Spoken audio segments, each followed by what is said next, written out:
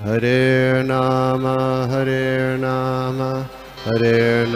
eva kevalam kalo nasteva gatiranyata.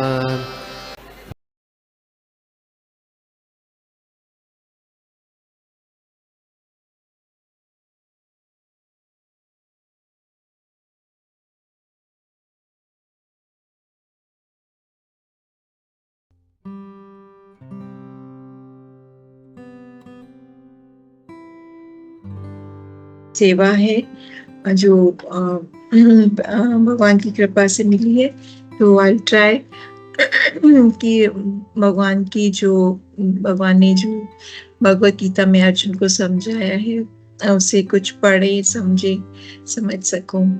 हरे कृष्णा। इसके लिए मुझे आप सबकी ब्लेसिंग्स और प्रेयर्स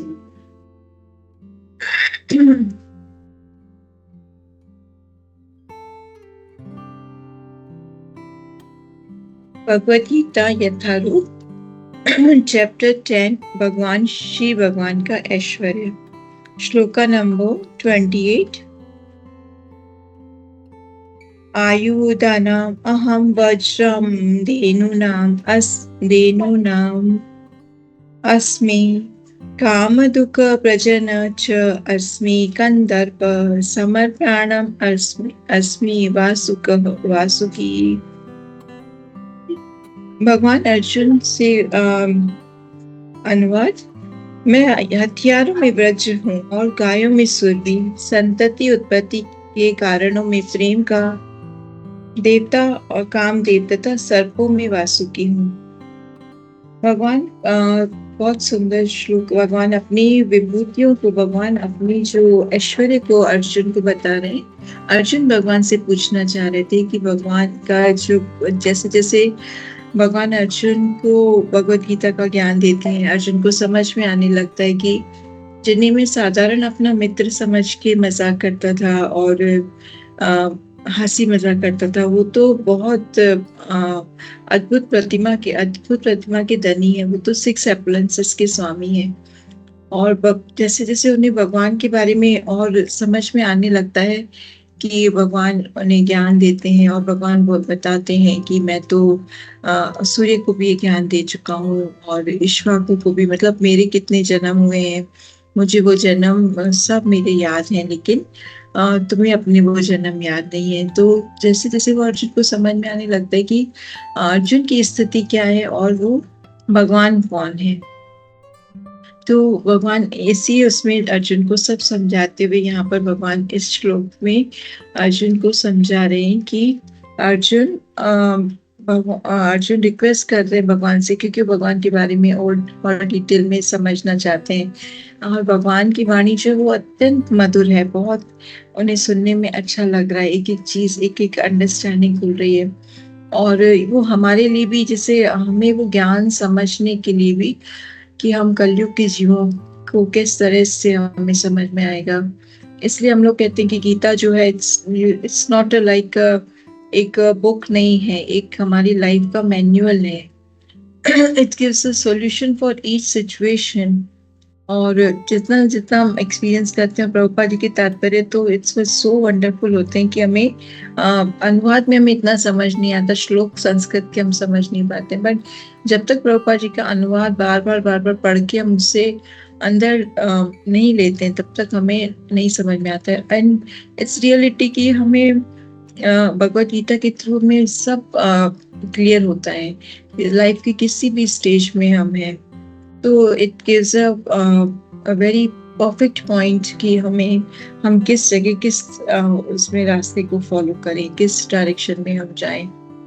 तो यहाँ पर अर्जुन की रिक्वेस्ट पे भगवान अपनी अपने ऐश्वर्यों का वर्णन कर रहे हैं कि मैं किस उसमें कहाँ हूँ, क्योंकि कोई भी चीज भगवान से अलग नहीं है। प्रकृति है, नेचर है, यूनिवर्सेस है, और उसका एक कण कण जो भी है संसार का, उसमें भगवान विद्यमान है। पर भगवान यहाँ पर हर उसमें जो भी बता रहे हैं, उसमें भगवान बता रहे हैं कि वो असाधारण है। मतलब it's not like a normal, कि हर उसमें एक अंडरस्टैंडिंग वाला जो टॉप पॉइंट आता है, भगवान इसमें वो बता रहे हैं कि वो ही इज द टॉप जैसे यहाँ बोले भगवान ने कहा हथियारों में मैं वज्र हूँ। तो वज्र कैसा हथियार है? वो उससे कोई भी ऐसा नहीं उठा के और वज्र को फेंक सकता है। वज्र को चलाने के लिए एक प्रॉपर मंत्रास उच्चारण करने होते हैं, जिस वज्र की भगवान यहाँ बात करेंगे। दैट इज वेरी बहुत पावरफुल मंत्र हथियार है, जिसे कोई ऐसा यूज नहीं कर सकता। और उसका रिएक्शन भी वो मतलब ऐसा नहीं कि उसे फेंका और वो किसी को भी जाके अटैक करेगा। उसके लिए जो उस वज्र को चला रहा है, वो जिसके नाम के लिए वो बोलते हैं, जिसका नाम बोल के उस प्रहार करते हैं, उसी को जाके लगेगा। इवन दिस वज्र जो यहाँ बात हो रही है, that is it's so powerful कि अगर वो पर्सन वहां नहीं भी है, बट उसके नाम से वो वज्र को छोड़ा जाता है, तो वो उसी इंसान को, चाहे वो संसार के किसी भी कोने में हो, उसी के ऊपर ही जाकर अटैक करता है। और उसको ऐसा भी नहीं कि अगर उसका रिएक्शन नहीं चाहिए तो उसे कोई रोक पाए। उसको रोकने वाला भी उसके अंदर ही कमांड रहता है जो उसे चला रहा है। तो भगवान यहाँ बोल रहे हैं कि मैं हथियारों में जो है मैं वज्र हूँ। इतना पावरफुल वज्र है वो, ये जो हथियार, जो कोई साधारण व्यक्ति न तो चला सकता है और न ही उसे उसको उसके प्रभाव को रोक सकता है।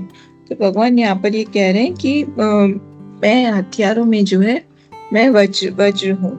और दूसरा वज्र का एक पॉइंट आता है कि वज्र जो है वो भगवान के लोटस फीट का भी सिंबल बताता है, कि भगवान बोलते हैं कि इस तरह से हथियारों में जो है मैं बहुत ही बलशाली हथियार जो है वो भगवान की शक्ति का प्रतीक है। ये भगवान अनुवाद में भी तात्पर्य में प्रभुपाद जी बता रहे कि ये जो हथियार है वज्र, वो भगवान की शक्ति का प्रतीक है। फिर भगवान बता रहे हैं गायों में मैं सुर भी गाय हूँ। तो इसमें भी भगवान ये बता रहे हैं कि जैसे वैकुंठ में इतनी सारी गाय होती हैं, और सब गायों का अपना एक टाइम होता है, एक क्वांटिटी रहती कि इतना दूध देना है। बट सुरभि गाय इस बिल्कुल टोटली डिफरेंट गाय है, जो एनी टाइम दूध दे सकती है और जितना क्वांटिटी चाहे दूध दे सकती है। इवन उनके सराउंडिंग कोई पर्सन खड़ा है सुरभि गाय के, सो वो उसके अंडरस्टैंड कर लेती है कि उन्हें क्या चाहिए, क्या डिजायर है। तो वो उसकी वो पूरी, जैसे ब्रह्म संहिता के फर्स्ट श्लोक में आता है, चिंता मणि दृश्य कल्प वृक्ष लक्ष्य आवृतेषु सुरभि अभिपालयतम। तो कृष्णा जो है वो गायों में भगवान बता रहे हैं सर्वश्रेष्ठ गाय जो है वह सुरभि है। और भगवान बोल रहे हैं कि मैं कौन हूँ? मैं वो सुरभि हूँ। उससे जितना दूध लेना चाहे वो ले सकते हैं। और इवन वो सुरभि गाय जो है वो सारी इच्छाओं को भी, डिजायर्स को भी पूरा करती है, कि जो भी जिसकी भी जो भी उनके सराउंडिंग में अराउंड है, उनकी जो भी डिजायर है उससे वो पूरा करती हैं। तो इस तरह से कहा गया कि भगवान बोल रहे हैं कि गायों में मैं सुरभि गाय हूँ। फिर भगवान बोल रहे हैं कि थर्ड पॉइंट में संतति उत्पत्ति के कारणों में प्रेम का देवता कामदेव हूँ। तो इट्स भगवान बोल रहे हैं कि जब कोई ऐसी डिजायर करते हैं कि कृष्णा कॉन्शियस बच्चे बेबीज हो, तो उसमें जो कामदेव का जो अट्रैक्शन होता है, जो प्रेम होता है, भगवान बोल रहे हैं कि वह कामदेव जो है वो भगवान है। इट्स नॉट वो एक सिंपल जो कंडीशन रहती है वो नहीं है, उसे हम भगवान नहीं बोल सकते, दैट इज लस्ट।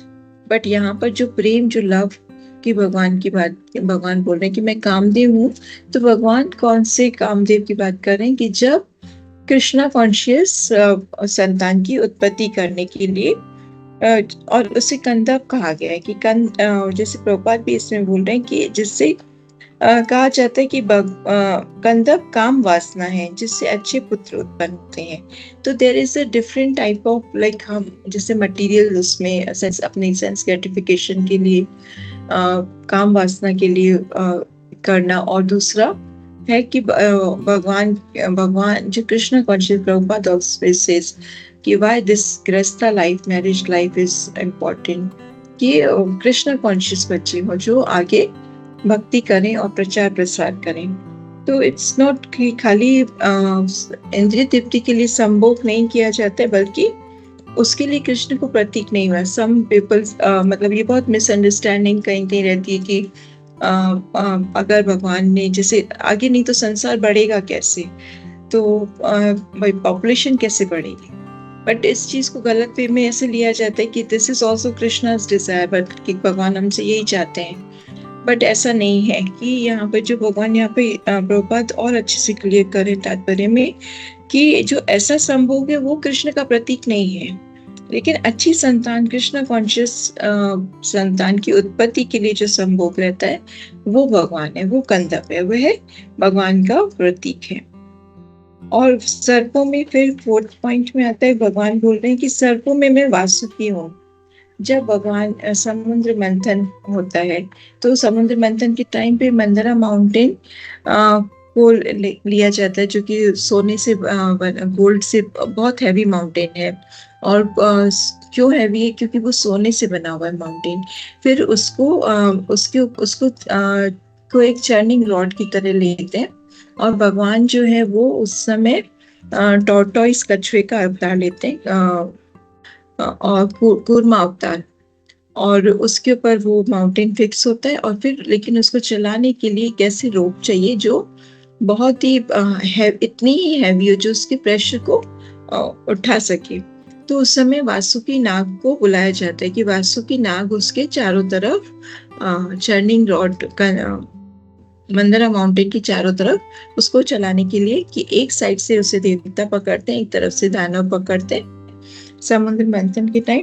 तो भगवान बोल रहे हैं कि उन सभी सर्पों में जो सारे जितना भी पूरा स्नेक्स, जितने भी टाइप के अलग अलग टाइप के स्नेक्स हैं, उन सब में मैं वासुकी नाग हूँ।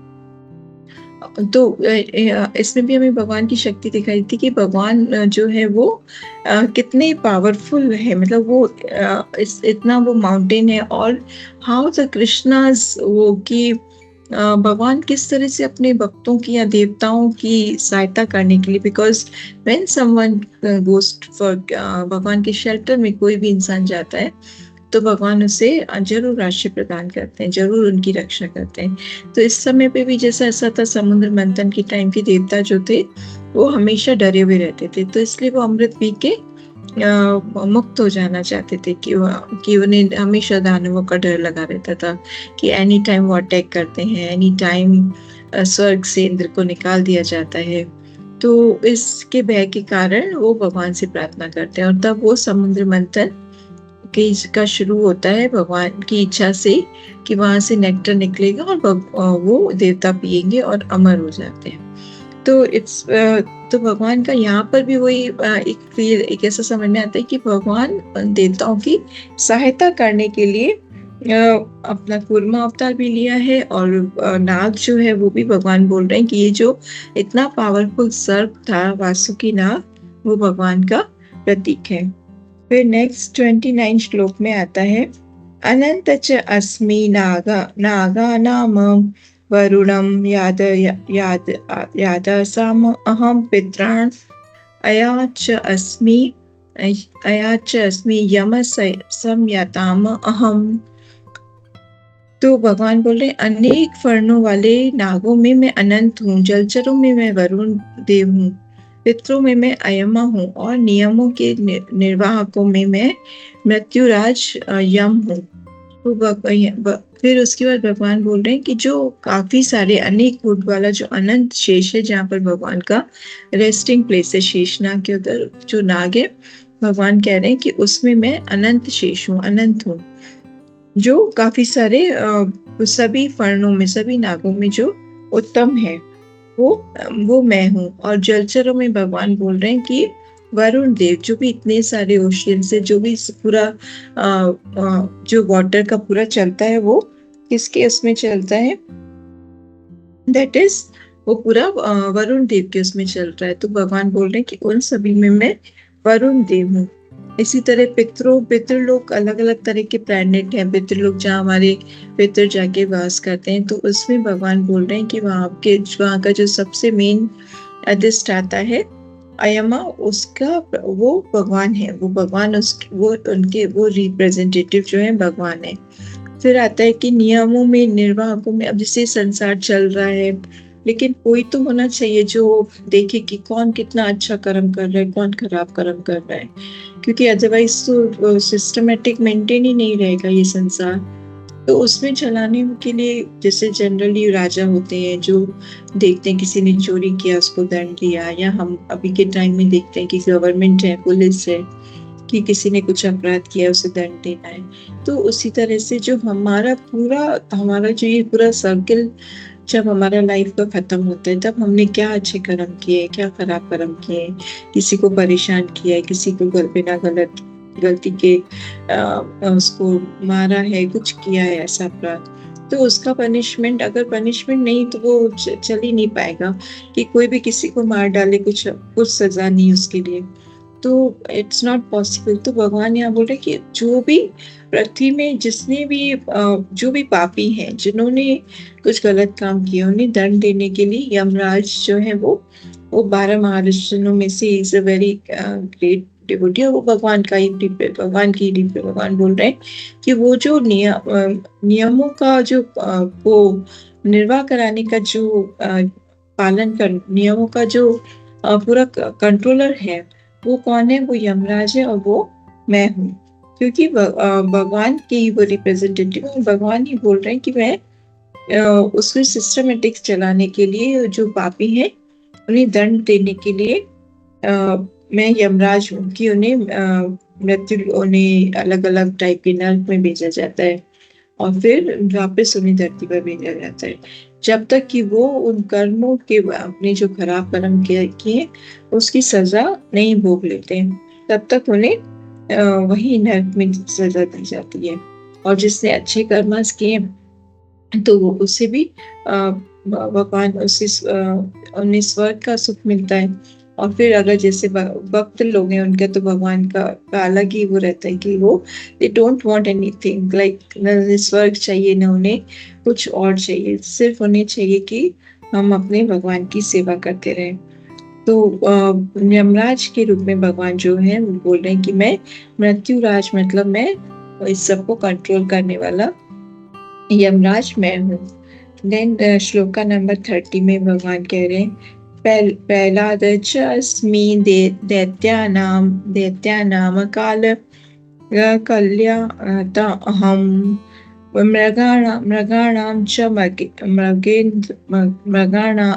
अहम मृगाणां च मृग इंद्र अहम वैन्तेय च पक्षिणाम। दैत्यों में मैं भक्तराज प्रहलाद, दमन करने वालों में मैं काल हूँ, पशुओं में मैं सिंह हूँ, और पक्षियों में मैं गरुड़ हूँ। तो यहाँ पर वो ये कश्यप ऋषि की काफी सारी वाइफ्स थी, उनमें से 2 मेन थी जो दिति और अदिति, और दोनों ही बहनें थी। अब अदिति जो थी उनके जो पुत्र हुए वो आदित्य कहलाए। और लास्ट कुछ श्लोका में ये भी आया था कि उन आदित्यों में भी भगवान जो है बोलते हैं, भगवान उन आदित्यों में भी जो प्रमुख है विष्णु, वो मैं हूँ, जो कि वामन देव के रूप में आते हैं। और दिति जो है उनसे जो है वो सारे दैत्य उत्पन्न होते हैं। तो यहाँ पर भी ये स्टोरी सभी हमें मालूम है कि कश्यप ऋषि के साथ में जो दिति का था, that was the not a right time to, वो करेक्ट टाइम पे उनका जो संभोग का था वो नहीं था। तो और वो दिति जो थी वो बहुत स्टबन हो गई थी कि नहीं, और इसलिए कश्यप ऋषि ने काफी समझाने की कोशिश करते हैं, बट तो उस समय उन्हें कश्यप ऋषि ने बोलते हैं कि 2 जो हिरणाक्ष और हिरण्यकश्यप, 2 उन्हें बहुत लाइक दैत्य, बहुत लाइक इग्नोरेंस वाले बच्चे, लाइक दैत्य पैदा होंगे। और फिर बहुत दिति जो है वो बहुत दुखी हो जाती हैं। तो कश्यप ऋषि ने बोलते हैं कि नहीं, फिर तुम्हारा आप जो पोता होगा ना, जो ग्रैंडसन होगा, वो बहुत अच्छा भक्त होगा, प्रहलाद महाराज। तो प्रहलाद महाराज जो है वो उनका जन्म जो है वो दैत्य कुल में हुआ, लेकिन वो भगवान के भक्त होते हैं। और वो अपनी भक्ति और देवी गुण के कारण भगवान जो बोलते हैं कि, क्योंकि वो दैत्यों में भी भगवान बोलते हैं कि जो देवी गुण वाले हैं, जो बहुत अच्छे हैं, सतो गुण में हैं और भक्त हैं, वो भगवान बोलते हैं कि उसमें मैं प्रहलाद हूँ। तो और हाँ, जैसे ये था कि जो ये थे अदिति के पुत्र थे वो दैत्य थे, नास्तिक थे, और दिति से जो पुत्र हुए वो भगवत भक्त निकले। तो इस तरह से हम देखते हैं कि भगवान बता रहे हैं कि जो दैत्यों में भी जो सबसे अच्छा जो भक्त था वो भगवान बोल रहे हैं प्रहलाद जो है वो मैं हूँ, और दमन करने वालों में मैं काल हूँ। जैसे काल के साथ सारी वस्तुएं जो होती हैं वो सबसे इम्पोर्टेंट हमें क्या लगता है कि समय जो है वो भी हम बोलते हैं अभी समय अच्छा था, अभी समय ऐसा था, लेकिन समय को भी कौन कंट्रोल करने वाला, समय भी कौन है?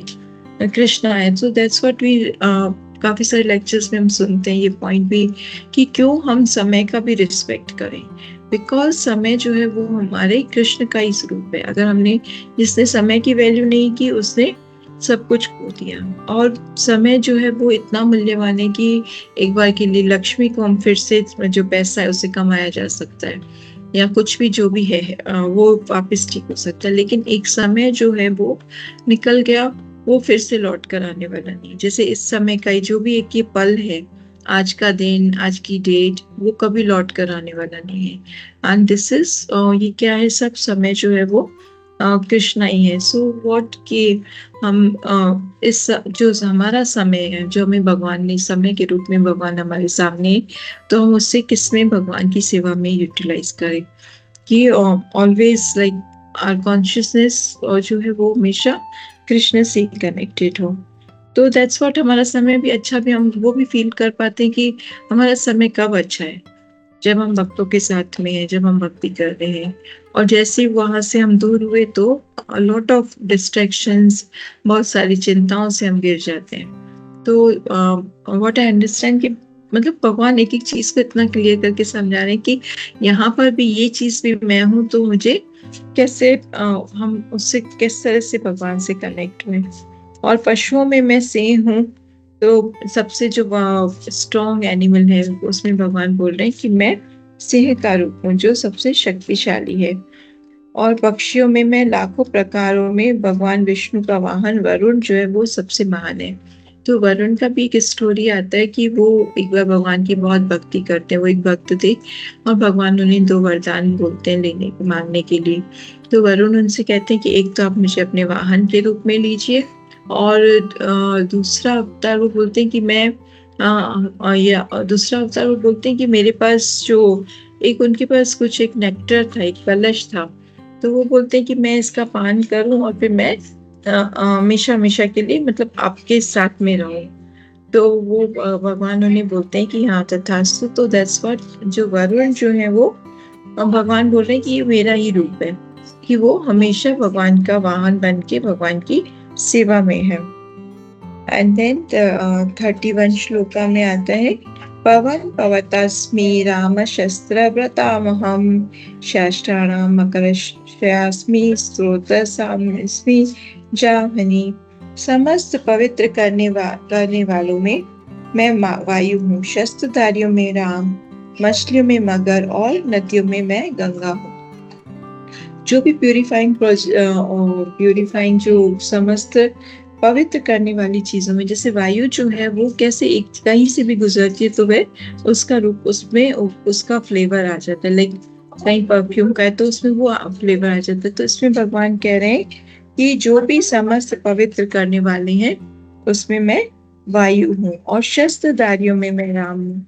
इसमें राम का भगवान राम के बारे में नहीं, बल्कि इसमें श्लोक में भगवान परशुराम के बारे में कहना चाह रहे हैं कि शस्त्रधारियों में मैं परशुराम हूँ। क्योंकि यहाँ पर भगवान अपने अवतारों के बारे में नहीं बल्कि अपनी विभूतियों के बारे में बता रहे हैं।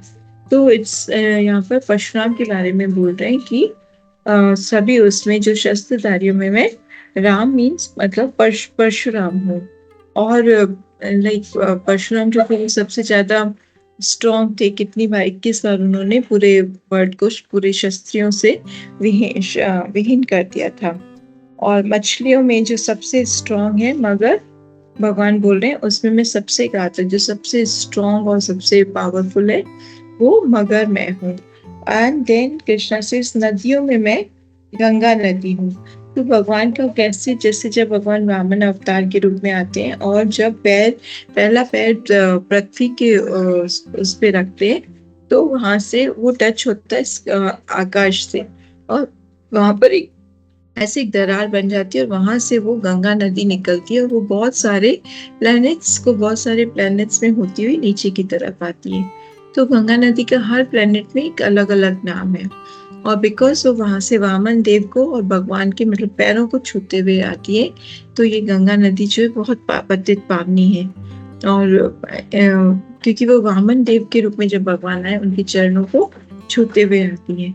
तो कृष्णा बता रहे हैं कि इन सब ऐसे नदियां जो हैं, उन सभी नदियों में जो गंगा नदी है वो सबसे अधिक पतित पावनी, क्योंकि वो भगवान के चरणों को धोकर आ रही है, और लॉर्ड शिवा के भी भगवान शिव जी के मस्तक से निकल कर आती है।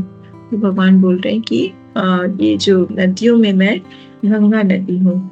इस तरह से भगवान इन आगे के और श्लोकों में ये पूरा भगवान के अपलायंसेस के बारे में चल रहा है, कि भगवान स्वयं अपनी विभूतियों के बारे में अर्जुन को ज्ञान दे रहे हैं। अर्जुन उस ज्ञान को जानना चाहते हैं, और दैट इज मतलब इट्स वेरी, हमने एक बहुत प्लीजिंग फील होता है कि जब हम एक एक चीज में हम भगवान के नाम का ऐसे स्मरण करते हैं, कि इन चीजों में भगवान बोलते हैं कि मैं नदियों में मैं गंगा नदी हूँ, सभी समस्त जो पवित्र करने वाली चीजें उनमें मैं वायु हूँ, शस्त्रधारियों में राम हूँ, मछलियों में मैं मगर हूँ, और दैत्यों में प्रहलाद महाराज हूँ, दमन करने वालों में मैं काल हूँ।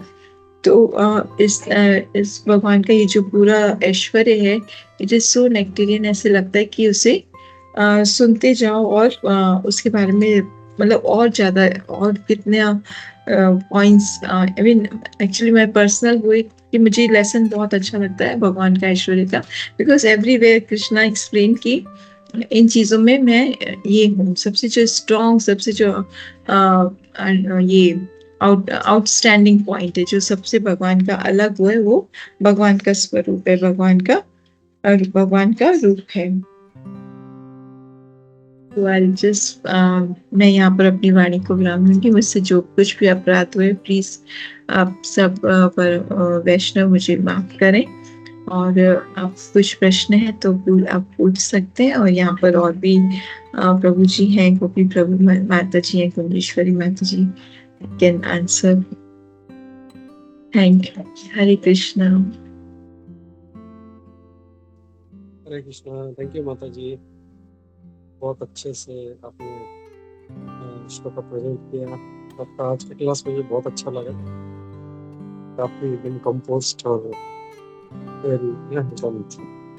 हर पॉइंट को बहुत अच्छे से आपने हाईलाइट किया, so thank you for that.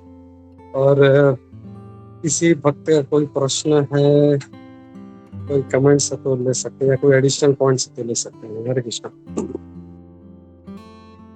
Thank you so much, Prabhuji, for giving this seminar. Hare Krishna.